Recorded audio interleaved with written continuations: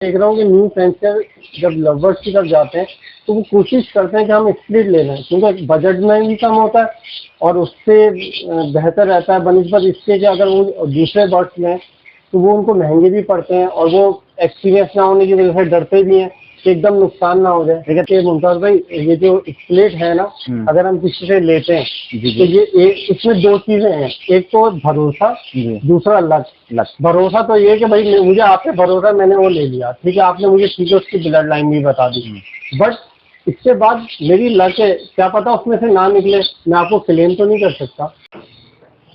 अस्सलाम वालेकुम नाज़रीन, जुनैद बट्स में खुशामदीद। मुमताज़ भाई के पास में मौजूद हूँ। अस्सलाम वालेकुम मुमताज़। अच्छा, ये हुआ था कि मैं किसी टाइम में बजरी पे, फिर एग्जीबिशन पे, इसके बाद मैं उग्रमो की तरफ गया। इसके बाद मेरे पास जो फर्स्ट बर्ड जो मैंने स्प्लिट लिया वो मुमताज़ भाई ने मुझे गिफ्ट किया, और उसी बर्ड से मेरे पास फर्स्ट टाइम में अल्बाइनो रेडाइस निकाले। ठीक है, आज मैं थोड़ी सी मतलब लोग पूछते हैं जो न्यू फैंसियर हैं, वो चाहते हैं कि भाई हम कोई ऐसा बर्ड्स लगाएं जो स्प्लिट हो, क्योंकि नॉर्मल बर्ड्स लेना बहुत हर एक के लिए मुश्किल होता है।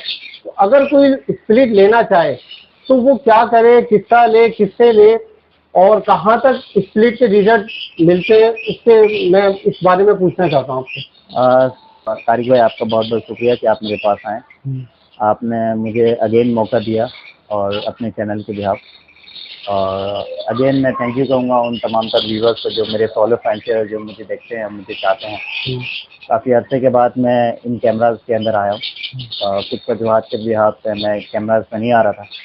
अच्छा, आपने सवाल किया स्प्लिट बर्ड के हवाले से, तो फर्स्ट ऑफ ऑल मैं यहाँ पर थोड़ा सा एक मैसेज भी दूंगा न्यू बंदों को, ताकि वो थोड़ा सा इन चीज़ों से अपडेट रहे, हर चीज़ों से।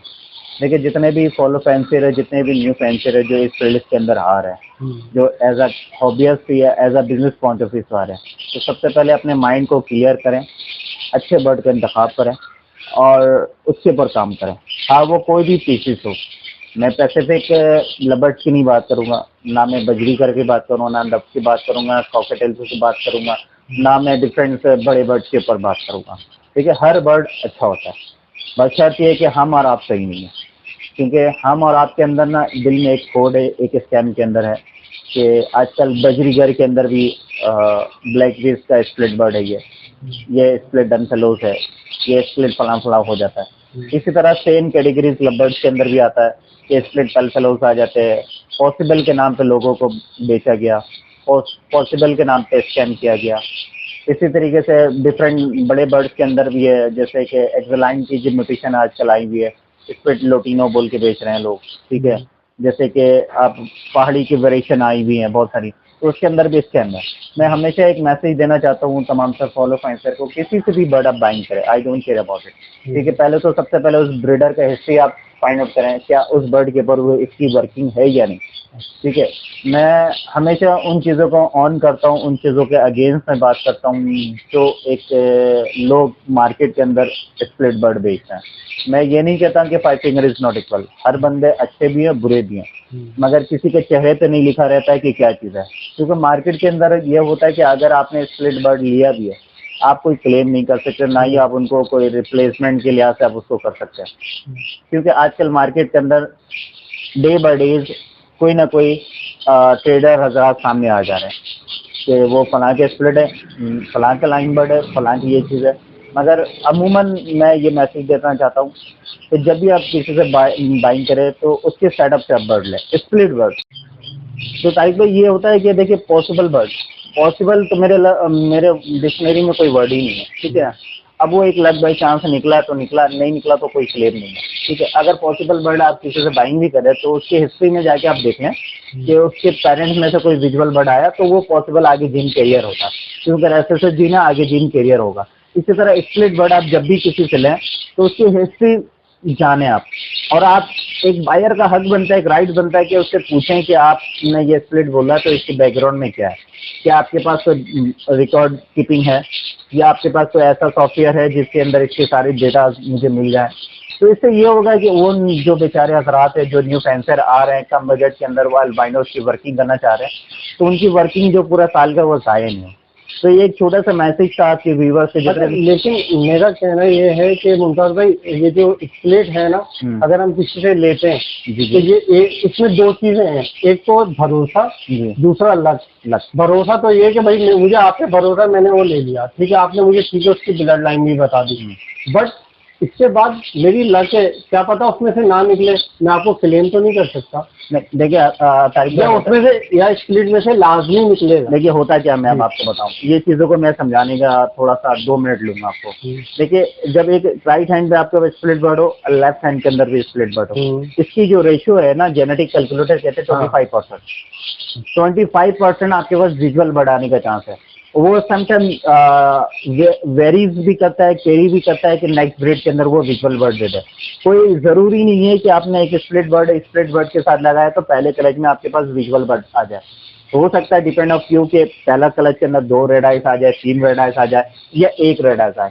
तो इसके मतलब वो जो 1 रेड आइस आ भी गया तो आपका वो दोनों जो बर्ड है ना, वो कंफर्म स्प्लिट बर्ड हो गया।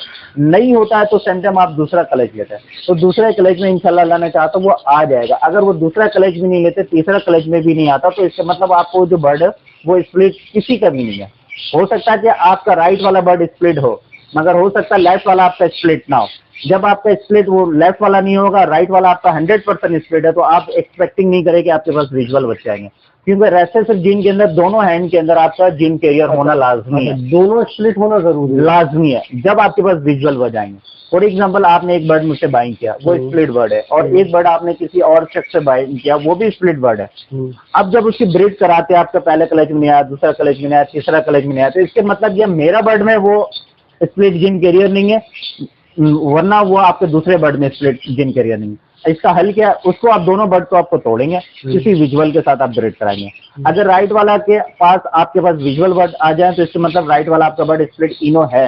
लेफ्ट वाले के अंदर नहीं आया तो इसके मतलब आपका जो लेफ्ट वाला है वो स्प्लिट इनो नहीं है, वो सादा बर्ड है। तो ये चीज है, ताकि ये चीज भी क्लियर हो जाए तमाम तर व्यूवर्स को भी और तमाम तर जितने न्यू फैंसर हो, क्योंकि स्प्लिट बर्ड समटाइम आपको ब्रीड में विजुअल बच्चा दे भी देता है और समटाइम नहीं भी देता।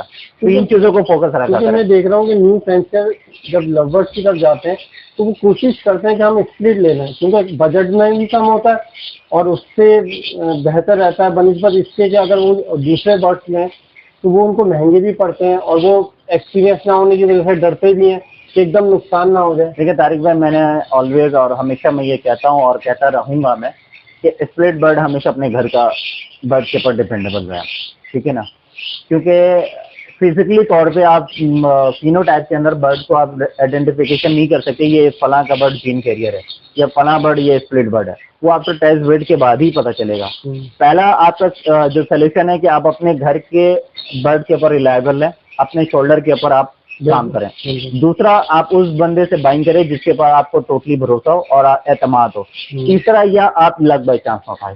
ये 3 कैटेगरीज के अंदर आप काम कर सकते हैं तो आपके पास डिजायर रिजल्ट आएगा, अदरवाइज नहीं आएगा सर।